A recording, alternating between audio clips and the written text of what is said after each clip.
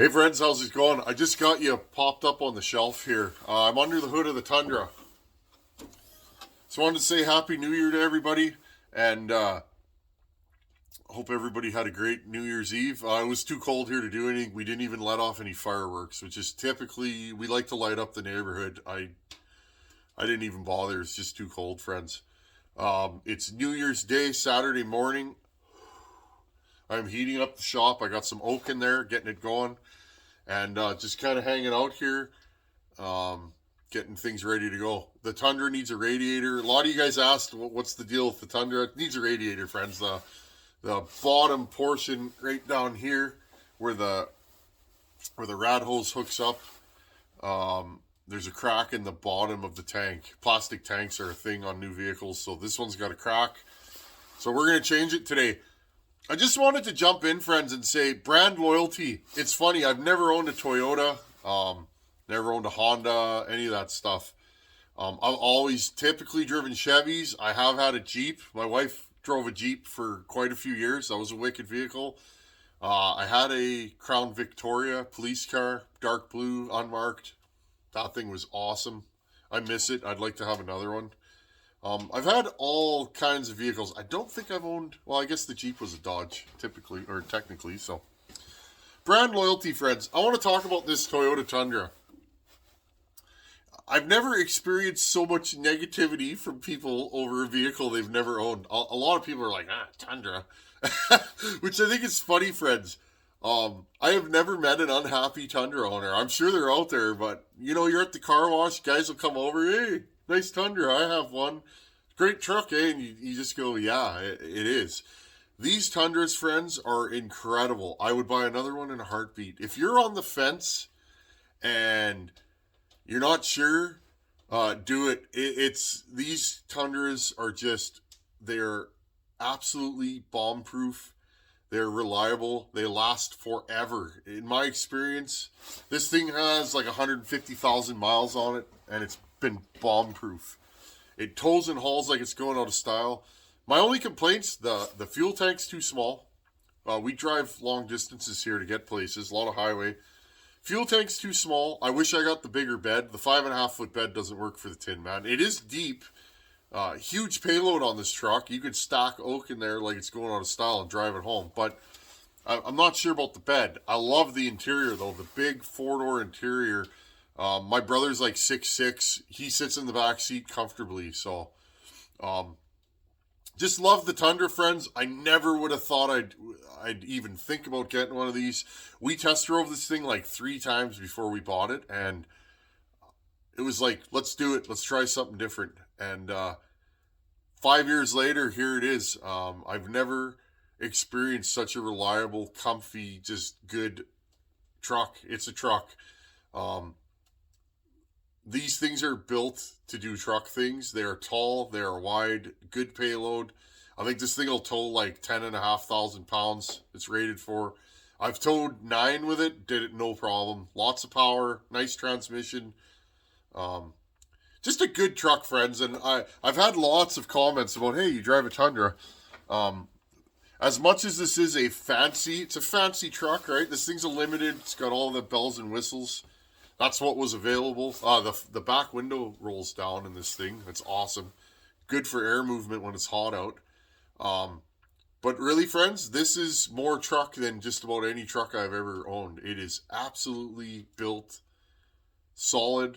It's tall. It's got wicked 4-wheel drive. It's just been a great truck. And I'd buy another one in a heartbeat. So, not to say I don't like the Wood Weasel, though. That is a different kind of truck. That is a scraping branches down the side, doing farm work, hauling heavy loads. That's a different kind of truck, friends. This is an all-in-one commuting, hauling, towing kind of truck. So, if you're interested in a Tundra, friends, do it. I'd be shocked if you didn't like it. This 5.7 is just an impressive motor. Even if you compare it to the power specs of today's generation of trucks. This thing's an '08, friends. It's old. It's still right up there for power and torque and all that.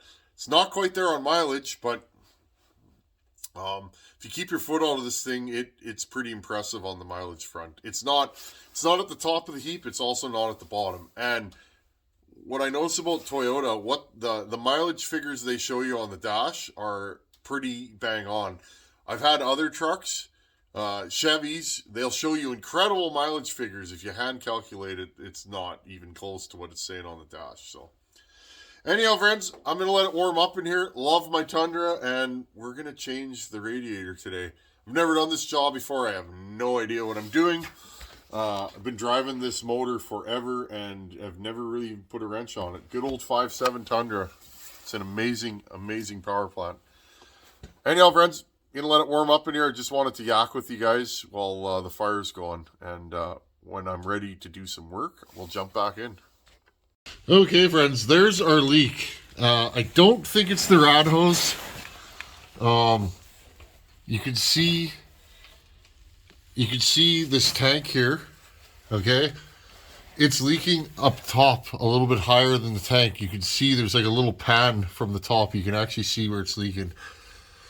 This is typically where these things leak. So if you Google it, you'll see they leak on the passenger side at the bottom. Now, when I say typically, I mean after 150,000 miles or whatever. Some fail sooner, but no big deal, friends. So now what I'm going to do, there's your drain on the driver's side. I'd take the skid plate off. I'm going to drain this. Then I'm running back into the house because it is so cold out here, friends, that even with gloves on, I'm frostbiting my hands on the cold metal. So I'm going to put a whole bunch of oak in the Woodsman wood stove and turn up the heat in here. And I got to warm it up in here. It's just too cold. I'm tapping out for right now. Another hour or so and it'll be warm in here. I'll turn this and let it drain. Okay, friends, let me climb underneath here.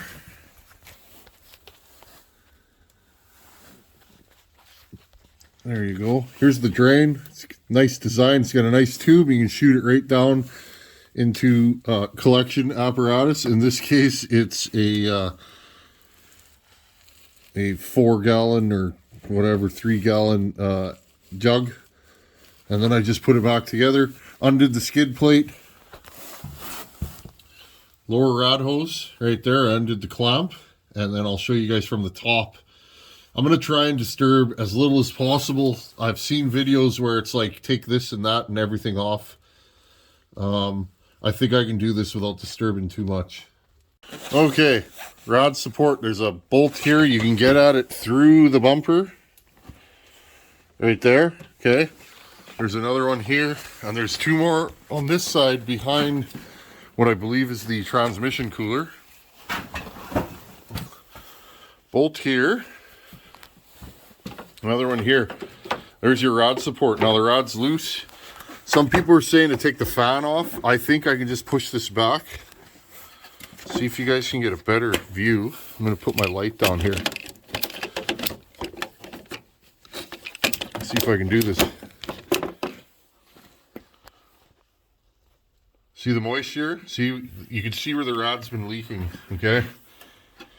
That's why I don't think it's the rod hose, because I saw this earlier. So we're going to try, let's bring you guys back here.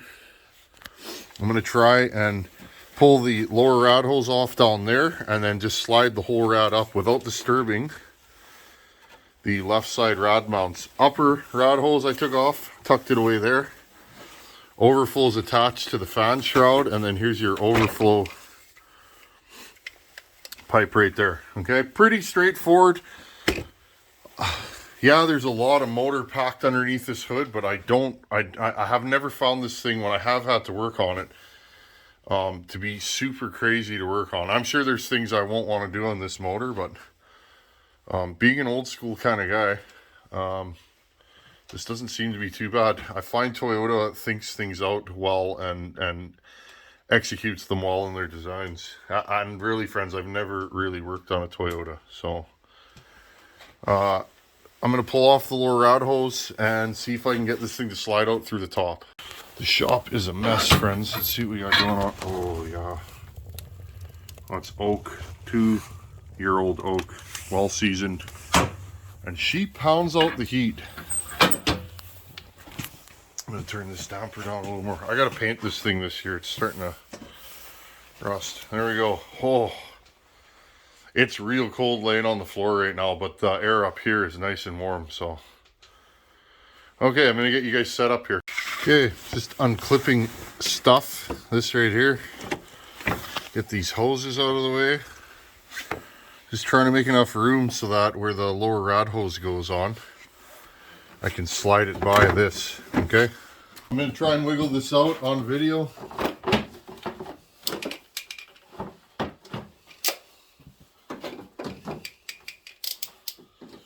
Okay, so the only thing I can see, and again, if I have to take the fan off, I will, is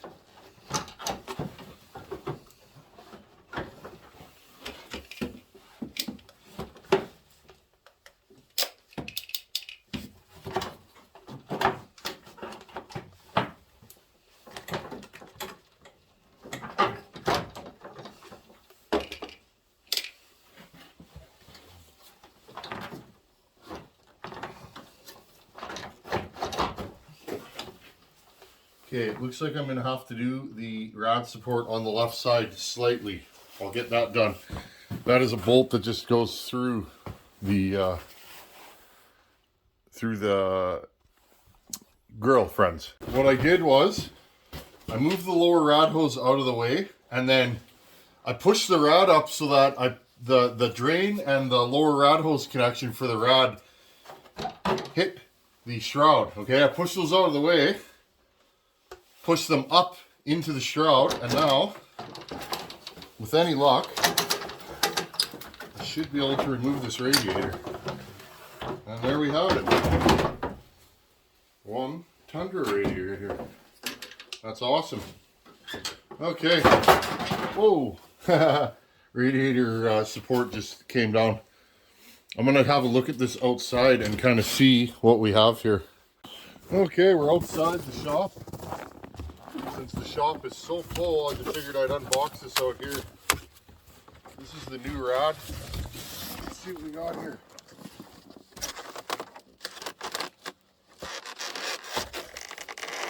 This is a rad from Coil Rad. Right. It's actually nice. It comes with the rad supports installed. From what I can see, yeah. New drain. So yeah, this rad looks like it's ready to just bolt right in. So that's actually wicked. That's going to save some time. Take my big knife, cut these straps, and let's see if we can get this new rad installed.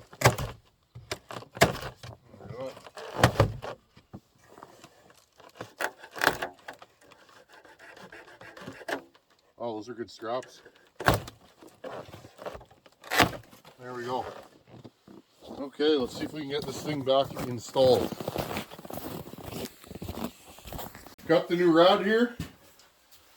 I'm going to be real careful to slide this in without rubbing it on anything. I think this won't be too much of a problem. I like this rad. It came with mounting hardware for the rad support, and it's ready to drop in. So okay,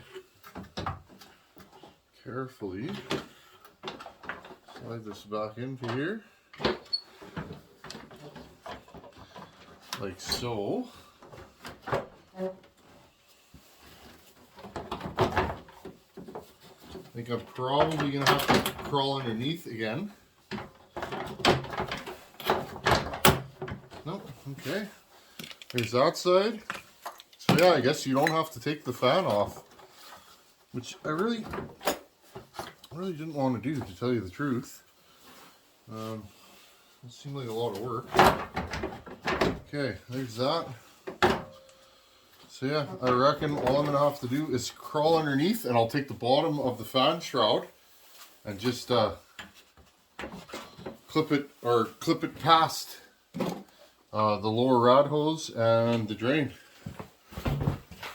Yeah, that's how I done her. I just pulled the lower rad hose spigot, whatever you want to call it, past, and the drain cock, and then there's two little clips here and here that just clip it into the rad cradle, and there she be. So now I'll just have to bolt all this back up. Clips. The hardest thing about this job, friends, is those 4 bolts. I'll show you guys here. Okay. These bolts here go from the outside in. Those are hard to get at. I did drop 2 of them, and so you need a magnet pickup tool to do this job for sure. Other than that, pretty simple rod install. And I mean, I'm not done it yet, but I'm pretty much on the way home, you know, home free. So I'll start putting all this stuff back together. I put that on there just to hold it, but I would say the new rod went in a lot easier than the old one come out. So hopefully that's an omen for putting this back together. Okay, friends, you see that hole right there? Okay, that's where the lower rod cradle bolt goes through. So it's kind of difficult to get at it. So use an extension and kind of wiggle your hand in there through right here, and then insert them.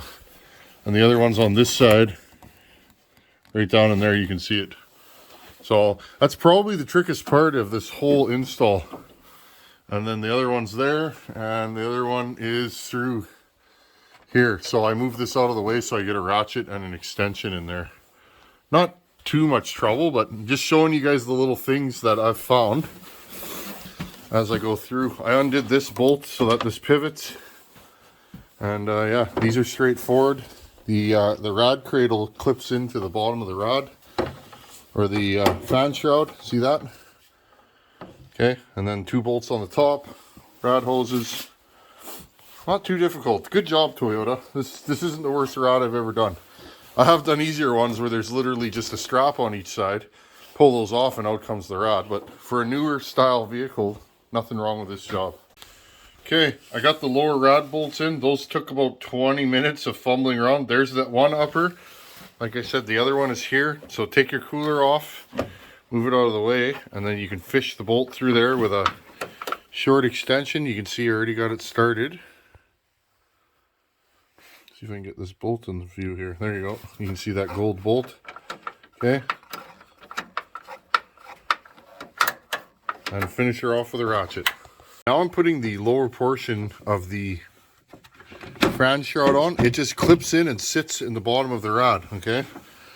Same thing on this side. Pull it up, and it'll just sit there. And then there's 2 bolts that hold it down. Okay. 2 bolts installed. Those are 10 mil. Upper rod hose,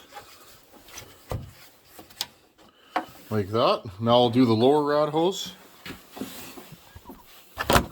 Put these the little push clips back in. There's one here and here. These clip to the rod supports. I undid this just to give myself a little more room. Put the 2 bolts back in for this. Okay, we're at the part of our journey. We can add coolant. This is that pink stuff. It's for Toyota, Lexus, and Scion. I drained out about 1.5 jugs. I got 3 jugs, so living out here in the middle of nowhere, redundancy is key. I like to have 2 or 3 of everything, which is hard to do sometimes, but as time goes.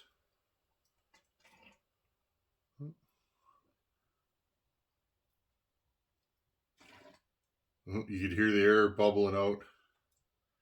Seems like all I've done the last week is work on vehicles, and that's pretty much all I have done. It's okay though, breakdowns happen. Can either have a car payment or do a little work once in a while. I'd rather do a little work personally. That's always been my mantra. Your mileage may vary.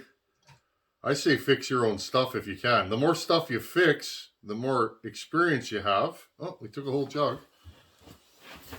Nothing's leaking out the bottom, so that's a good sign. But the more stuff you fix, friends, the more experience you have. I've never put a rod in a Tundra. Well, now I have, and I can say I have, you know. I'm gonna grab another jug. Might I add, now I'm at the part of my journey on this. It is too hot in here.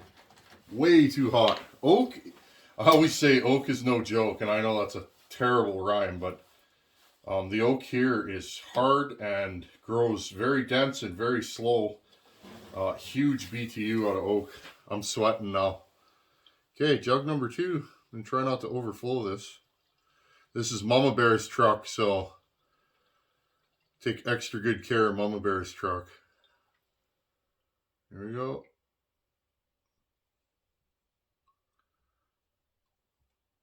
Well, we drained out quite a bit more than I thought we did. Good thing I got 3 jugs, eh?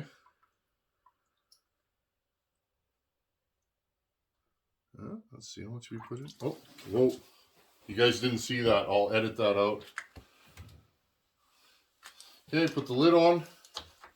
It's okay, I got some brake clean. I'm going to hose it down. And I just dropped my cap. There we go. You guys notice, you guys that hang out on this channel, I drop things all the time. It's one of my secret moves. Okay. I'm going to put it at the full mark. And then run it. Oop. There we go. Well, that wasn't so bad. Let's fire this thing up, let it run for 15-20 minutes and see what it's going to do. It is going to burp for sure. Burping just means there's air in the system. And you got to get the air out. This should be easier to bleed than the 6.5 turbo diesel that we were working on the other day. Just give me a few minutes here. Okay, let's fire her up. It's exciting.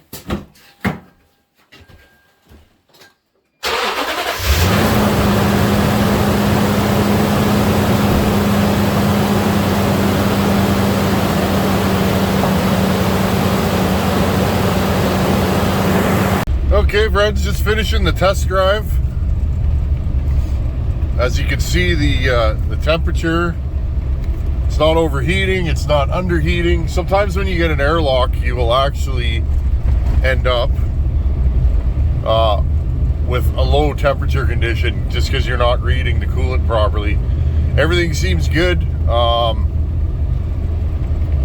making good heat, so this is a successful mission. Okay, doing the last checks, it burped a little bit. You can see there's some coolant there. Obviously I overfilled it, no big deal. You can see we're just above the full mark. Everything looks good. No more drippy skid plate, friends, so that's awesome. There you go, friends. Whether it's skid steers, chainsaws, 6.5 diesels, work on your own stuff, friends. There's so many people out there that'll help you, and hopefully this video will help some of you in some way. Work on your own stuff. The satisfaction of fixing your own machinery is a great thing. Sometimes it's not fun, and you might, get in over your head. But there you go. I can now say that I've changed a rad on a Tundra.